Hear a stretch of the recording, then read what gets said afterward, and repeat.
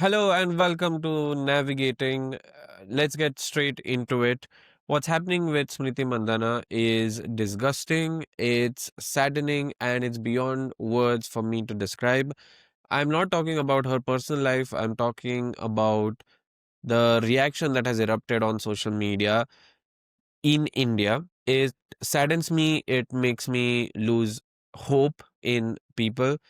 And when I'm talking about what is happening and who is doing it, of course I don't mean the entirety of India. Is just something that we say for having a bit of an impact when I speak.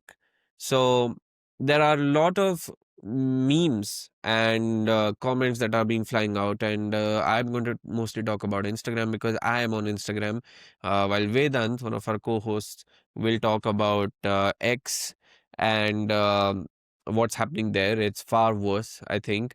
But these memes are insulting towards Smriti Mandhana and what's happening with her. We don't know for sure what has happened exactly. Is it true? Is it not? And I would say that it actually doesn't matter if the thing about her fiance is true or it is false. It just doesn't matter because it's their private life, and we have no incentive to talk about this. Even if you come out in support of her, ask yourself, has she asked for that? And how does it matter? It's none of our business.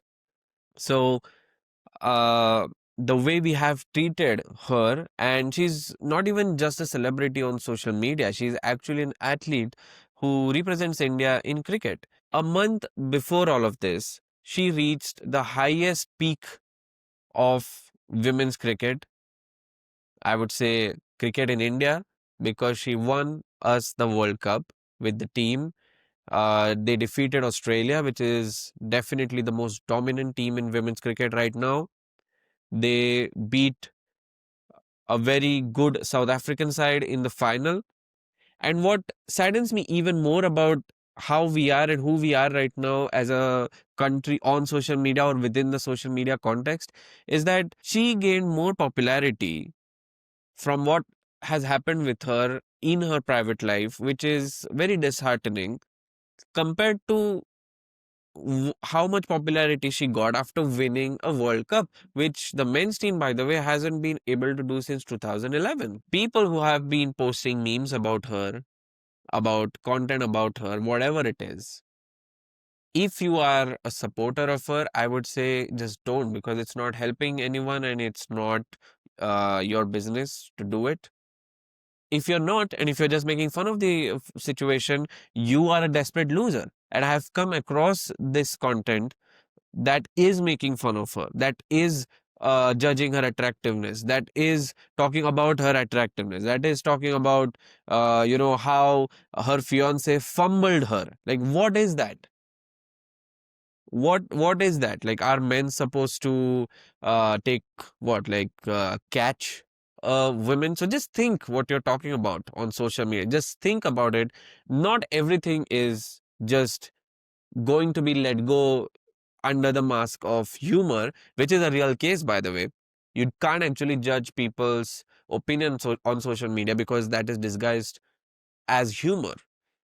And I don't want to get into this debate of comedy. Oh, okay, so we support comedy, but then this is just humor. Like, everyone has the right to do it. So yeah, they have the right to comment about her and her life, and that's why no one is putting them in jail. But we can also tell them that what you are doing is pathetic, is has nothing to do with free speech. It's about ego. It's about filling that ego with likes from strangers on social media, getting paid for it perhaps, and just telling people, oh, look at that. I have 10K followers. I have 5K likes on this reel. I have 100K likes on this reel. It's nothing more than that. So, people who are doing it, you are desperate losers. Stop it. And we have to call them out. I don't want to show you the content that I have seen because I don't want to promote that. I don't want to give it value. but I'm sure you may have come across that as well. And now, if you have clicked on a video and somehow you don't know what has happened with her, I would say just stay out of it. You don't need to know what has happened with her. But I'm sure that you know, because it's been on social media. And again, that's the sad reality that I wanted to talk about. We wanted to do a video on AI this week. We wanted to talk about how AI is affecting all of us, um, with my friends who are, of course, working in the advertisement industry, the PR industry. I wanted to talk about how AI is playing role in that, and how general public can navigate through that. But I felt we have to talk about this because I'm just deeply losing hope in our society, Indian society, on social media. And usually when something like this happens, I don't really judge that person immediately. I point finger first at the system, which is not giving media literacy, which is before even giving everyone a mobile phone and access to internet and access to social media, did not tell anyone how to handle it, did not try to arrange programs that will make people more media literate, that will make people more responsible. But this is beyond that. This is literally common sense that people don't have these days then, and that I really lose hope with that. So yeah, I wanted to talk about this. Let's go to Vedant, our co-host, and let's see what he has to say. What is his opinion? I'll see the video along with you, give my own reaction, and I'll try to provide context where it is necessary. All right. Shows up how messed up today's social media and our meme culture is. Because first of all, nothing is confirmed yet, not by Smriti, not by her fiance, or neither by the choreographer that something like this happened. All of this basically started from a rumor that came from Reddit, where where someone posted that this guy cheated on Smriti with dance choreographer for the wedding. Then some girls posted screenshots of her chat with Palash on Instagram, where he was trying to flirt with her and trying to, you know, get her to cheat, but she rejected him. Then a lot of other similar incidents started coming out, where people started telling how this guy has actually been involved with a lot of other girls and how he has cheated in the past. Now, whether this is true or not, it doesn't matter to the internet. What comes is a lot of memes and a lot of, invading someone's privacy and treating these rumors like it's some sort of breaking news. Because the last few days have just been about, I mean, whatever I've seen has just been about, memes and jokes and commentary about one of probably the greatest cricketers our country has ever produced, and who recently helped India win the Women's World Cup for the very first time in very remarkable fashion. But now, unfortunately, that achievement has been overshadowed by this particular rumor. And now, of course, there are a lot of people supporting Smriti, including us, but there is that other side of the internet which includes a lot of incels or a lot of people who do not actually care about this situation or what they. Yeah, so just to give you a context, the word he used, incels, I'll just very briefly tell you what it is. Incel is a term that comes under another term, manosphere, which is basically a community that exists online and is made up of course, articles, blogs, videos, and other creators who talk about self-help for men. And mostly these men are romantically rejected men, or who are not able to be in a relationship because maybe there are other factors, but they get sucked into it in the name of self-help. But it is often disguised, because behind that it is all about how you need to get rich and you need to have a big house and car, so women will come to you. And women are shown as these gold diggers, or women are shown as objects or objectified, and told that women only look for money these days, and they don't look for love, or they don't look for a kind-hearted person, so you need to be that person. And then there's often gender differences that are promoted. Now incel means involuntary celibacy, or involuntarily celibate. That means that they want to be in a romantic relationship, but they can't because women hate them, or women don't like them, or because, but it's mostly because of their opinions and how they behave. So that's something that maybe if you want, you can read about it. But that's just a concept. It's just a community that exists online, but no one calls themselves incels. It's often the opposite person that will call someone an incel as an insulting term. But that is a legitimate term in the internet universe. Yeah. They say, but what they actually care about is only engagement. A lot of these people are probably someone who has not watched Smriti ever play, not watch women's cricket at all, not watch the recent World Cup, but all they care about is milking this entire incident for their own benefit. Now, since anyone can buy blue tick on X or on Instagram, thanks to Elon Musk and the people at Meta, it is not exactly something that needs credibility. You just need to pay some sort of money. You get uh, the blue tick, and with that blue tick, now you also get paid for the engagement that you get on. Yeah. So, uh, just wanted to tell you first, blue ticks were available only when people were verified and they provided some links, whether news article, some other thing on the, about themselves, and then the Meta team would verify them or the Twitter team would verify them, give them a blue tick, which means that common people can just trust them a bit more because we are assuming that this third party, which is Meta verifies or Twitter verifies, have verified them and they are legitimate person. So if a news comes in from a blue tick person and a non blue tick person, people can actually say, oh, all right, okay, this guy has also shared it, so the news must be true. But now what has happened when Elon Musk actually took over Twitter, he allowed anyone to get a blue tick by paying a monthly subscription, and then Meta did the same. So if you're just looking to have a blue tick, you can actually pay about 400, 500 rupees per month and you can get that blue tick. So it has lost all meaning now. Your posts. So now I've seen a lot of people actually post, content that is in favor of the guy who supposedly cheated, and a lot of memes, of course. But keeping aside the memes, a lot of the content that has been posted in favor of this guy, I don't know if it is genuinely, organic, or if it is a paid campaign done by the guy, because when this entire news came out, it was reported that the news outlets reported that his health had deteriorated after Smriti's father was taken to the hospital, and that is why the wedding was postponed.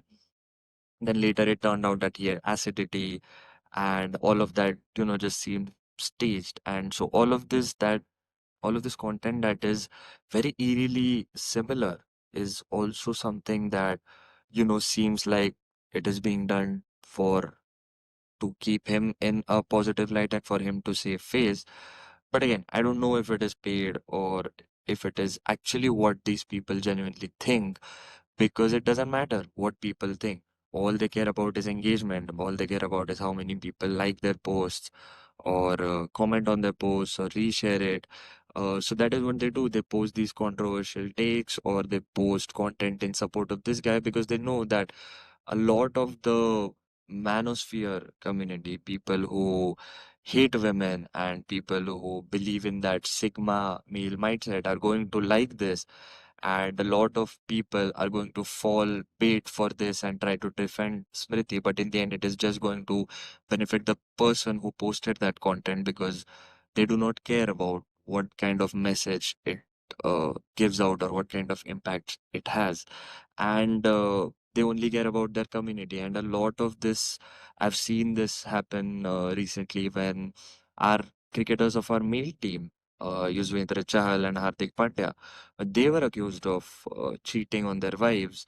All of these people came together and started glorifying it because these two cricketers played the sympathy card of, hey, I have to pay alimony and my mental health is not good and all of that. And so all of those people started trolling their wives instead, like how Yuzvendra Chahal's ex-wife was, she was the one who was constantly targeted throughout their marriage. Yuzvendra Chahal very cleverly played that card that he is innocent, whereas in the end it turned out that he actually was the one who was cheating, and the same happened with Hardik Pandya, and he even, because of his very good comeback, people started glorifying that, and that is exactly what happens in patriarchy. Like the kind of attention that Smriti has been getting because of this incident, which is also because of something that a man did, is probably more than what she even got after winning the World Cup. That just, I think, pretty much sums up the patriarchal world that we lived in. And all of this, whether it is orchestrated or it is real, it actually comes at the cost of her mental health. Because if the rumors, whatever this is going on, if it is actually true, then you just have to think about that when she won that World Cup, she actually celebrated that moment on the pitch with this guy. And this guy also then proposed to her on in that exact same stadium where she said yes. So if all of this is true and the marriage is actually eventually cancelled, then you just have to think about that whenever she thinks about one of the greatest moments of her career, which is winning the World Cup, she's always going to associate this with this guy, and it is probably going to ruin that memory of hers. And people just do not care about it. They're just more focused on amplifying this or using this for their own benefit.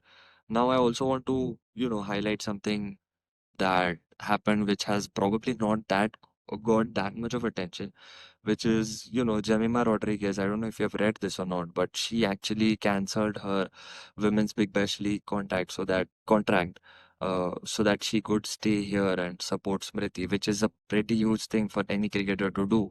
When you have to cancel a franchisee team's contract and you're actually not doing anything, you're just sitting at home and supporting your friend. So it is another amazing thing that would have received a lot more recognition if it was done by any of our probably men's teams cricket players.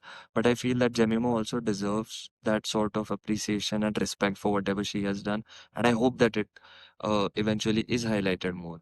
But I think coming back to this entire topic of how social media and how our own media has always turned anything like this some sort of a circus. I would just like to sum it up with what I read in an Indian Express article. It is a beautiful article. I'll, probably share the link with you for others to read it. So there was a sentence in it which said that we cannot control what celebrities share or the media behaves, but we can always choose not to participate. And I just probably think it sums everything up, that I would like to take this chance to, remind everyone that it's always in your hands whether to engage with someone's personal life and whether or not to turn it into a circus. You can just choose to respect someone's privacy, and you can choose not to make a meme out of it, or not to use it for your personal gain, or not to do something that is disrespectful, or that you wouldn't want someone else to do it to your own family or yourself. So I think let just Smriti be celebrated for her cricket, for her recent achievements, and not for a rumor that the internet has turned into entertainment. I think that's just what should be the message out of this, and what people should try and implement in their lives. Yeah, so pretty well summed up. I think there's always a choice for all of us to not participate, and therefore, if you are someone who is enraged by this, so my job, because I am a creator online, because I am a journalist by profession, I want to do something online. So I decided to respond to this and talk about this issue, which was focused on social media. But if you're not this, you can actually just ignore. Let's not even give views to them. If you see something, just scroll past it. If you're indulging in it and enjoying this, you, I think, need to retrospect your opinions, your worldview. You need to understand, you are a problem then. Another thing, lastly, I think 2 points. So first point is that we often make mistake now and say that, okay, one individual does something and then it gets amplified on social media and then people join. But we need to understand that now there are sophisticated systems that are created that support something. like this, which is of course he said a manosphere, for example. So it's not very organic. You might think that it's like organically it elevated. No, because a lot of people post a lot of things online. Why does one thing get amplified? Now there might be of course other reasons for some other topics, such as maybe like war, or very good news about a sports team or something like that. Like these communities will amplify it, right? But manosphere is a very sophisticated community. But I'm not just saying that this is just about manosphere. I'm not saying that, but I'm saying that the initial lift to this kind of a content comes from a very sophisticated system, where very like-minded individuals do it. Meme pages take advantage of it. Content creators who go after trends take this as an opportunity to further themselves, and then it just happens, and it's very sad.